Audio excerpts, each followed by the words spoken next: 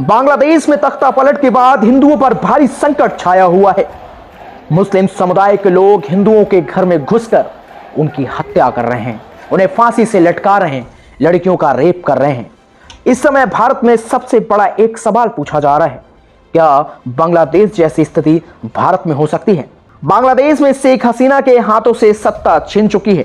वे इस समय भारत में शरण ली हुई हैं और जल्द ही यहां से भी निकलने की तैयारी में हैं। अब बांग्लादेश में जो हुआ, कई लोग इसे तख्ता पलट मानते हैं।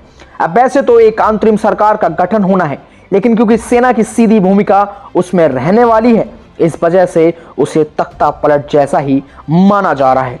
इसके ऊपर क्योंकि सेना ने ही हसीना को देश से बाहर जाने का मौका दिया, इसे भी तख्ता पलट का हिस्सा माना जा रहा है।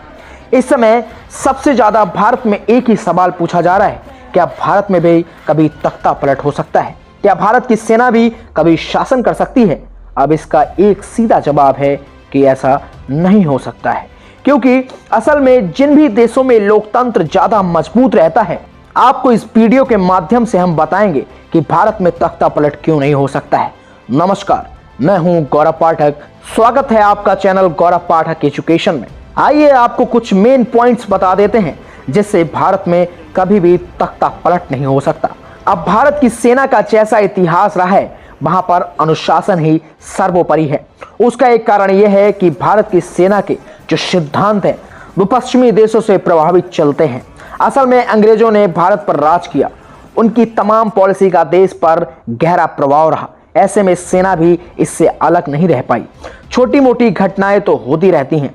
कभी लगा कि सेना के अंदर भी बगावत हो सकती है, लेकिन एकजुटता का मंत्र ऐसा था कि इसने कभी भी सेना को लक्ष्मण रेखा पार नहीं करने दी। ध्यान देने वाली बात यह है कि जो पश्चिमी देश हैं और जहां पर लोकतंत्र की स्थापना हुई है, वहां पर कभी तख्ता पलट की कोई घटना नहीं देखी गई है। इसी वजह से भारत उस दिशा में कभी आगे नहीं बढ़ रहा। यहां पर सेना ताकतवर जरूर है, लेकिन सरकार के अधीन भी है। एक दिलचस्प बात यह है कि 1857 की क्रांति के बाद अंग्रेजों ने भारतीय सेना को जातियों में बांटना शुरू कर दिया था। उसी वजह से जाति आधारित रेजिमेंट तैयार की गई थी। यह तो वो समय था जब जातियों के आधार पर भी अलग अलग रजवाड़े भी बने हुए थे, लेकिन सेना की एकता में कोई कमी नहीं आई, वह अनुशासन बना रहा। इसी तरह 1946 में भारतीय नेवी में भी विद्रोह दिखा था, लेकिन तब क्योंकि कुल भारतीय सैनिकों की संख्या 25 लाख से भी ज्यादा हो चुकी थी, ऐसे में उस विरोध का असर ना के समान रहा और वो नाराजगी कोई बड़े आंदोलन का रूप नहीं ले पाई। कह सकते हैं कि तब भी सेना सभी मतभेदों से ऊपर उठकर एकजुट रही।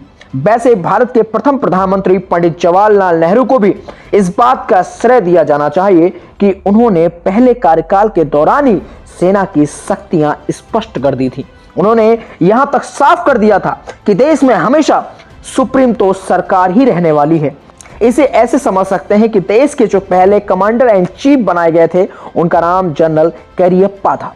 इससे पहले तक यह पद अंग्रेजों के फौजियों के पास रहता था, लेकिन नेहरू ने बड़ा फैसला लेते हुए उस समय पद को ही खत्म कर दिया।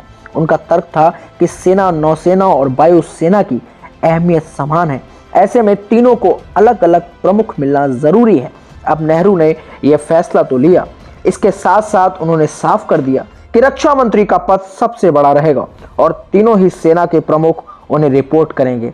यहां भी ताकत का बंटवारा कुछ ऐसा रहा कि सेना कभी भी सरकार से बड़ी नहीं बन सकती। नेहरू ने एक और बड़ा कदम उठाते हुए तीन मूर्ति आवास को अपना आधिकारिक निवास स्थान बनाने का काम किया था। यह वो इलाका था जहां पहले कमांडर इन चीफ रहा करते थे, लेकिन क्योंकि सेना को सरकार के अधीन रखना था, ऐसे में नेहरू ने तीन मूर्ति मार्ग को ही अपना आधिकारिक आवास बना लिया। बाद में उन्होंने कमांडर इन चीफ का पद भी खत्म कर दिया। ऐसे में कहा जाता है कि नेहरू काल में ही एक ऐसे लोकतंत्र की नींव रखी गई थी जहां पर सेना और सरकार की शक्तियां एक दूसरे से बिल्कुल अलग रखी गई।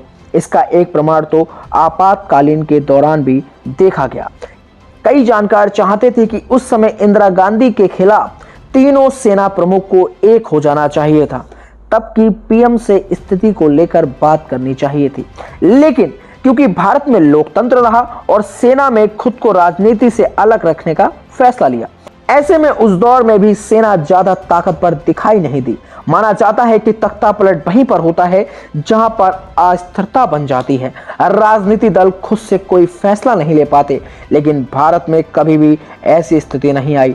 अगर उतार चढ़ाव आए भी तो उसके सियासी समाधान निकाले गए। ऐसे में सेना प्रयोग सिर्फ युद्ध और आंतरिक सुरक्षा तक ही सीमित रहा। इसी वजह से भारत और बांग्लादेश की कोई तुलना नहीं हो सकती। यहां पर कभी भी तख्ता पलट की नौबत नहीं आ सकती। मैं आशा करता हूं कि आप समझ गए होंगे इस वीडियो के माध्यम से। जो लोग बांग्लादेश और भारत की तुलना कर रहे हैं कि भारत में भी तख्ता पलट हो सकता है, तो ऐसा कभी नहीं होने वाला। धन्यवाद। मैं हूं गौरव और आप मेरे चैनल को सब्सक्राइब कर सकते हैं ऐसे ही नॉलेजेबल वीडियोस देखने के लिए। Thank you so much.